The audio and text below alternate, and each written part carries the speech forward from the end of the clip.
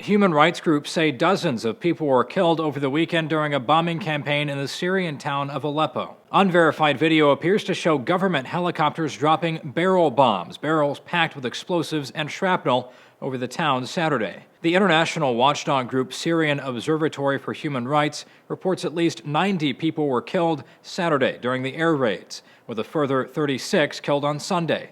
The group says the majority of the dead were civilians. Voice of America points out the bombings could be part of the Assad regime's push into the Aleppo region, which is currently in the hands of rebel forces. Analysts are calling the advances the most significant government gains since opposition fighters seized parts of the city in mid-2012. The news comes just one day after the Geneva II peace conference about the Syrian conflict ended with little to show for it. The UN-Syria mediator, Lakhdar Brahimi, told reporters the discussions had set the stage for future talks. The sides have engaged in an acceptable manner.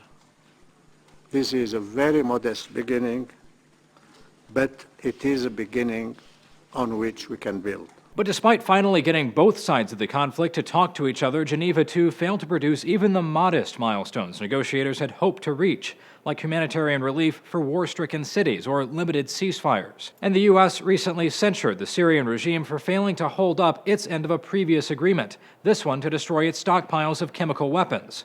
The State Department says that effort has seriously languished and stalled, with only 4% of the country's most deadly chemical weapons destroyed or removed. At least 100,000 people have been killed and more than 9 million displaced over the course of Syria's 3-year civil war.